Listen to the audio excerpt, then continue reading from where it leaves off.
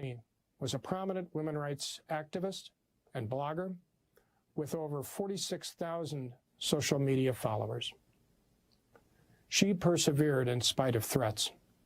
She and her brother were assassinated by unknown gunmen near her home in Kapisa province in December.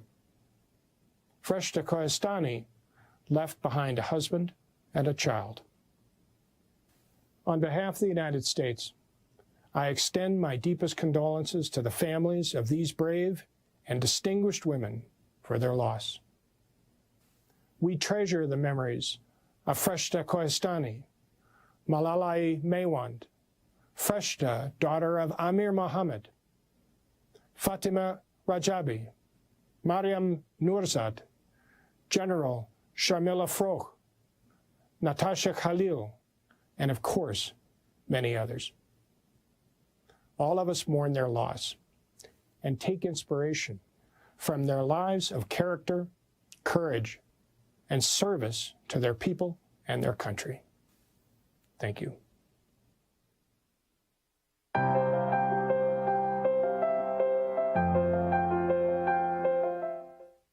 It is my great honor to introduce Maria Kolesnikova of the Republic of Belarus as one of the Secretary of State's 2021 International Women of Courage.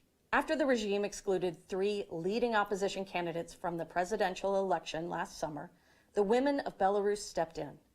Maria, the campaign manager for one of those candidates who was put in jail, served as the organizer and public voice of the candidacy of Svetlana Tsikhanouskaya, the wife of yet another imprisoned candidate.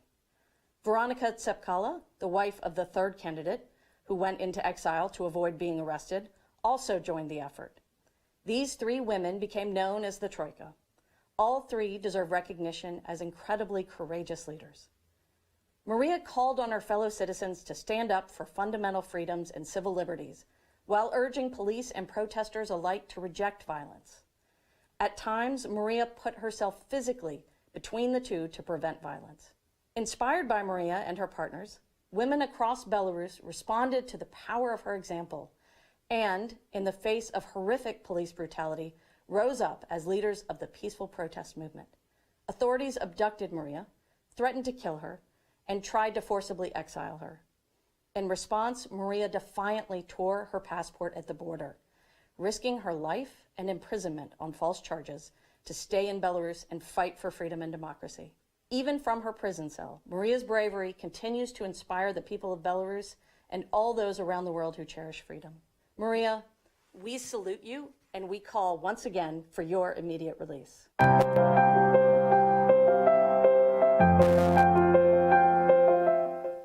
I want to express my warmest congratulations to Pyo Pyo Ong for receiving the prestigious 2021 International Women of Courage Award. Pyo Pyo Ong is a fearless and lifelong human rights activist and former political prisoner. Of course, I am taping this message against the backdrop of an unlawful military coup that overthrew the democratically elected government of Burma. Pyo Pyo Ong's work has therefore become even more urgent. The courage and commitment shown by Pyo Pyo Ong and so many others in opposing the coup offer hope for a return to the promise of democracy in Burma at this dark time. Hi everyone, my name is Pyo Pyo Ong. I'm a political activist from Burma. Currently, I'm working with diverse youth from the different areas of Burma to emerge reconciliation process for sustainable, peaceful society. Pyo Pyo Ong continues to work today as the director of the Wings Institute for Reconciliation, which creates dialogue and understanding between young people of different ethnic and religious backgrounds, with the goal of building a more united, tolerant, and inclusive Burma. That goal and her efforts are more important than ever. For her work promoting peace building and reconciliation, vital to greater democratic freedoms for all, Pyo Pyo Ong is recognized as a 2021 International Women of Courage awardee.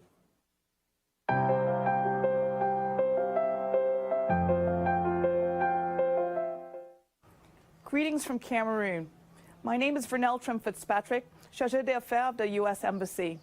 It is my honor to introduce Maximilienne Chantal Ngo Mbe, the Executive Director of the Network of Human Rights Defenders of Central Africa. Maximilienne has faced a number of challenges. She has endured physical assault, attempted kidnappings of herself and of her children, arson, burglaries, and smear campaigns. Yet, for 30 years, she's remained steadfast in her commitment to promoting the human rights and political freedoms of others. Maximilienne has fought against everything from detentions of journalists and political actors to abusive treatment of LGBTI people and overcrowding in prisons.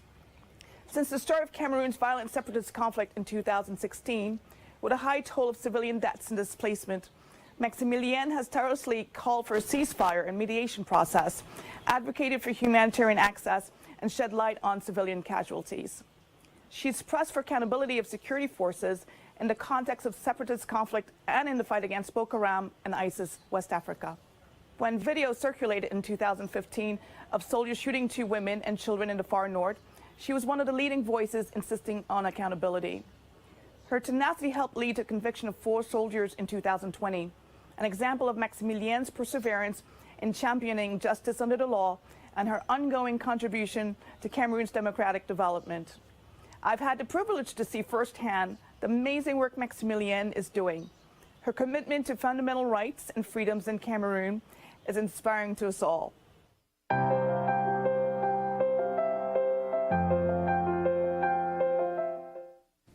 大家好，我是来自中国的人权律师，我叫王宇。我来自内蒙古，在北京做律师。我因为代理人权案件，2015年开始受到打压，之前被关了1年多，又被软禁了1年多。我作为一个法律人，还是希望能够推进中国的法治建设。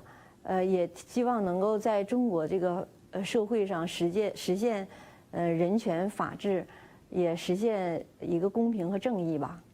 从我个人来说，因为2008年，我曾经被司法公检法迫害、打击报复而判刑2年半。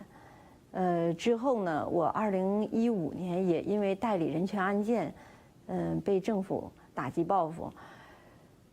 另外，我代理的案件过程中，我也看到这种司法的腐败和堕落，因此，作为一个法律人，我觉得我有义务来推进这个法治，所以我也是希望能有更多的人站出来，为中国这个法治和公平正义来呐喊吧。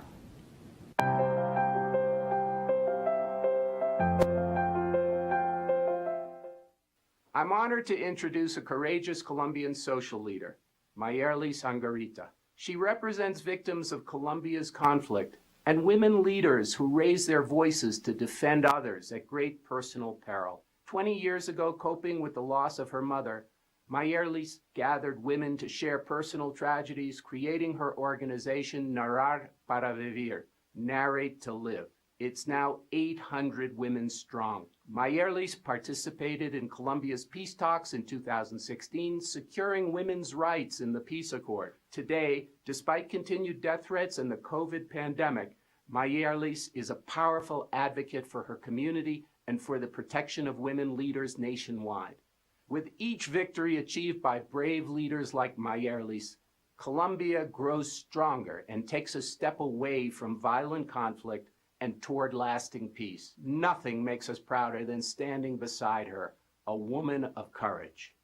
Si nacería y me preguntaran que si quería volver a ser defensora, no lo dudaría, porque la satisfacción que tú sientes cada vez que le entregan unos restos a unas mujeres o que capturan a uno de los victimarios que le hacen daño o que podemos superar esos duelos digamos, postergados que teníamos por las acciones, y cuando veo a las mujeres que están consumidas en un estado victimizante y luego de 1 o 2 años las veo como sujetas de derecho, empoderadas con sus negocios, con sus hijos, esa es la mejor satisfacción que puedes tener de servir.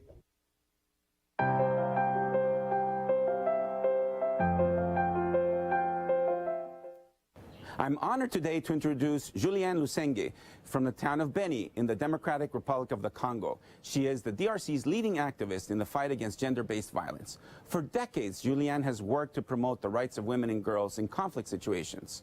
After witnessing the enormous toll that Eastern Congo's violence has had on women and girls, in 2000 she created the group Women's Solidarity for Peace and Integral Development. Despite numerous attempts on her life by armed groups, Julianne's social support program for local women provided holistic care and legal support for hundreds of victims of sexual violence each year and runs social programs that benefit around another 11,000 women and girls annually. Julianne's work has extended far beyond the DRC. Her advocacy in Africa, Europe, and the Americas has championed the rights of survivors. Her testimony and personal knowledge of the effects of gender-based violence were crucial to the drafting of international accords recognizing sexual violence as a weapon of war. Je me dis, on ne peut pas arrêter, on doit continuer, parce que nous savons qu'il faut un jour changer la situation des femmes. Et c'est seulement nous qui changerons cette situation. For her lifetime of work championing the rights of women and girls in conflict situations, Embassy Kinshasa, my team, is privileged and honored to present to you Julianne Lusenge as a 2021 International Woman of Courage.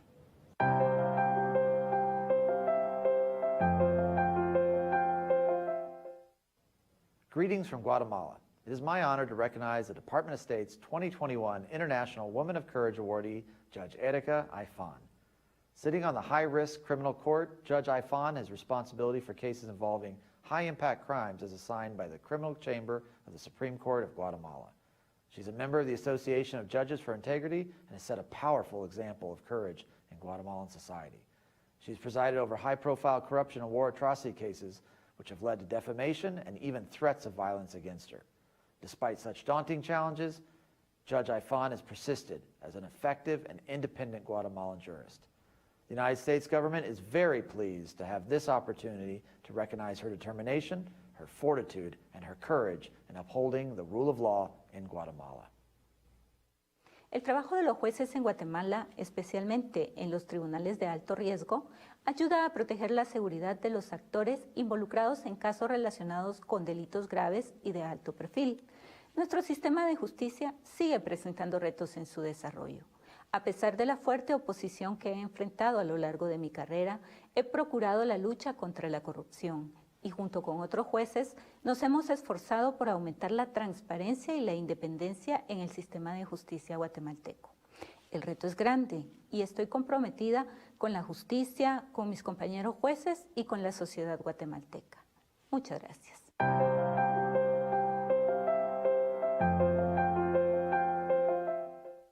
Hi, I'm Yael Lempert, the Chargé d'Affaires at the United States Embassy in London.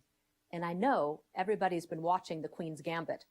But today, it's my honor to highlight a real-life chess heroine and a winner of the International Women of Courage Award. Shore Bayat is a woman of not only incredible intellect and talent, she is also a woman of inspiring courage. Last year, when she left her home in Tehran and boarded a flight to Shanghai to referee the Women's Chess World Championship, Shore had no idea that she might never see her country again. Being part of that competition should have been a dream come true, a highlight in her already glittering chess career. But when Shore was photographed at the competition wearing her headscarf loose, an outcry followed. For many decades, the Iranian regime has dictated that all women must cover their heads and wear the hijab. The regime demanded a public apology from Shore. Instead, she took a stand. She was photographed again, this time with no hijab at all, and the world's media was set alight. Shore has used that spotlight to champion the rights of Iranian women and speak out against the fundamental freedoms that they are denied. Her courage has come at a cost.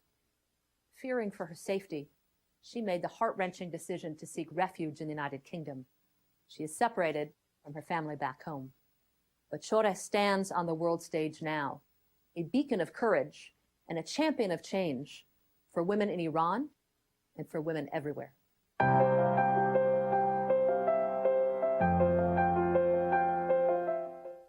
Namaste. Muskan Khatun exemplifies strength, perseverance, courage, and the ability to effect change. In 2019, at the age of 14, Muskan was the victim of an acid attack after she rejected a boy's advances. She suffered severe burns on her face, chest, and hands. Her recovery was painful and continues to this day. Unlike other victims whose stories faded after a few days of headlines, Muskan chose to speak out. Despite threats and social pressure, she lobbied for national change. She went before a parliamentary committee and demanded stronger laws and punishments for these horrific attacks. And she met with the Prime Minister of Nepal. Only days after their meeting, the Prime Minister called for a new law to be drafted and issued an ordinance punishing the perpetrators of acid attacks and regulating the sale of chemicals used in these attacks. Muskan's leadership was crucial in bringing about that change. Just a few months later, the Nepali government went further to protect women and victims of gender-based violence by strengthening punishments for rapists and for the protection of victims. Although her attackers sought to take her smile, Muskan, whose name means smile in Nepali and Hindi, is still smiling. She transformed her tragedy into a force for change and an example for future women, girls, and other marginalized groups in Nepal. So thank you, Muskan, and congratulations on receiving this prestigious award and for making a difference in Nepal and in the world.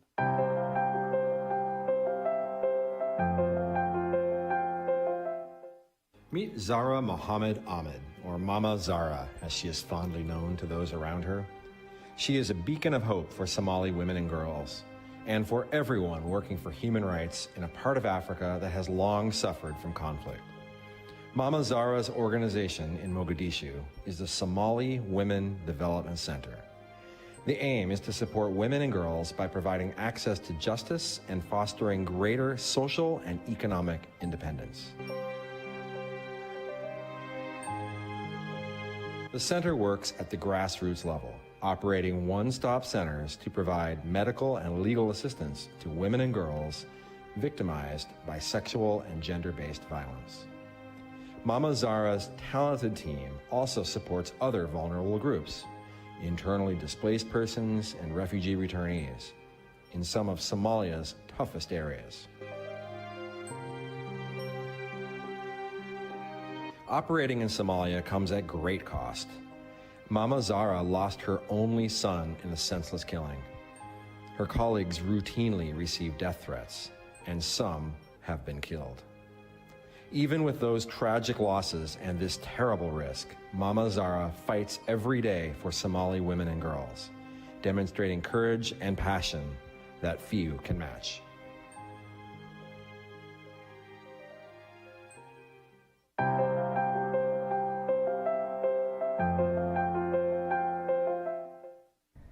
The U.S. Embassy to the Holy See is proud that Sister Alicia Vacas Moro was selected as an International Woman of Courage. Born in Spain, Sister Alicia joined the Catholic Order of the Comboni Sisters to dedicate her life to God and to others. Sister Alicia has shown exceptional courage and leadership, advocating for marginalized populations in the Middle East for more than 20 years. She is also a registered nurse and a human rights advocate who empowers women, educates children, and provides medical care in predominantly Muslim communities. From her work in a rural healthcare clinic in Egypt to her tireless efforts to improve the lives of Bedouin women and children, and to helping refugees fleeing war and political instability, Sister Alicia has taken exceptional risks to ensure the rights and dignity of others. When the COVID-19 pandemic struck northern Italy, Sister Alicia again showed her selfless commitment to others. Undeterred by the danger of the coronavirus, she went to provide medical care at her convent in Bergamo. Tragically, 10 of her 55 sisters would fall victim to the coronavirus within weeks. Sister Alicia's valor, generosity, and leadership, virtues that exemplify a woman of courage, are truly inspirational.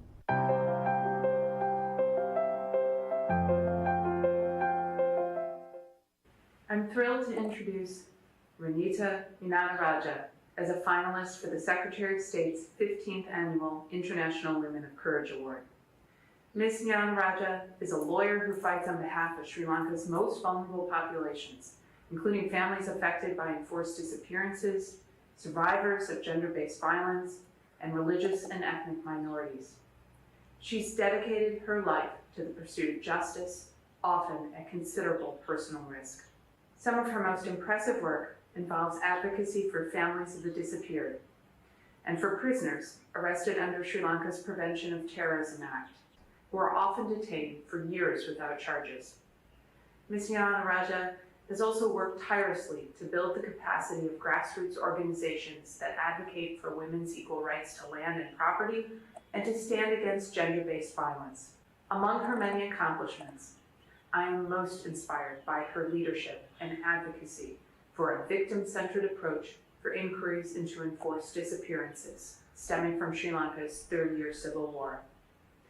A tireless advocate for women, Ms. Jnana Raja's important domestic violence research identified deficiencies at police stations that impeded women's ability to seek protection from abuse and harassment. Her representation of survivors in court and her leadership of awareness campaigns to educate women about their rights resulted in increased access to women's shelters, counseling services, and medical care for domestic violence survivors across the country. Ms. Jnana Raja has helped the most vulnerable people avail themselves of their rights, and in doing so, is a model of courage in Sri Lanka and around the world. I'm proud to nominate her for the International Women of Courage Award.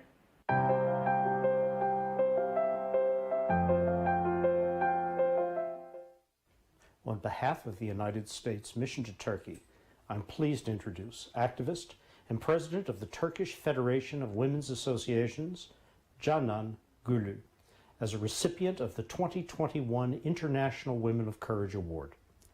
This award is in recognition of her lifelong commitment to promoting women's equality and combating gender-based violence. Ms. Gülü's advocacy shines a spotlight on the need for more effective measures to combat gender-based violence in line with Turkey's domestic and international obligations. Particularly during this pandemic, we are grateful for Ms. Gülü's work to provide services to the vulnerable who are isolated at home. She reminds all women of Turkey that they are not alone, and her concrete actions support her kind-hearted words. Thank you, Ms. Gülü, for exemplifying exceptional courage and leadership in advocating for human rights, women's equality, and social progress. You are a true woman of courage, and today we congratulate you on your achievements.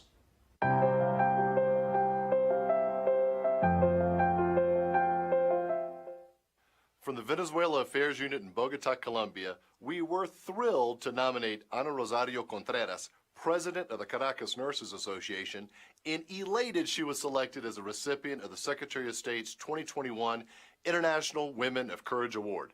As Venezuela confronts a deepening economic, political, and humanitarian crisis, compounded by the repressive tactics of a dictatorial regime, Ana Rosario is a striking example of the many courageous Venezuelan women fighting for a better future. Her advocacy for the rights of women, labor unions, medical health professionals, and patients, all the more vital as we face a global pandemic, is truly inspiring and worthy of recognition. We applaud you, Ana Rosario, for the work you have done and continue to do for a free and democratic Venezuela that champions the rule of law and human rights. A pesar del hostigamiento, la persecución por parte de los cuerpos represivos del Estado venezolano, del hostigamiento laboral, la enfermera venezolana sigue en la calle. Y seguimos en la calle porque estamos convencidos que el coraje, la valentía y el compromiso es un elemento esencial para devolverle al país la libertad y la democracia, donde tengamos plena vigencia de los derechos humanos y podamos ver crecer a nuestros hijos como hombres y mujeres prósperos en la mejor Venezuela. Y lo más importante, seguimos empoderando el nombre de la mujer venezolana.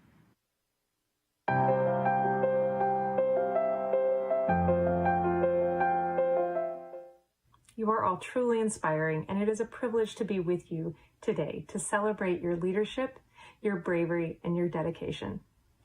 Each of you has done so much to improve the lives of your communities, your countries, and the world around you. Every year, I am in awe of the amazing women who are nominated and selected for this award. As we mark the 15th anniversary, I'm so honored to be part of the IWOC Sisterhood. From a small seed of an idea in 2007 to the globe-spanning network of nearly 200 women who have received this honor to date.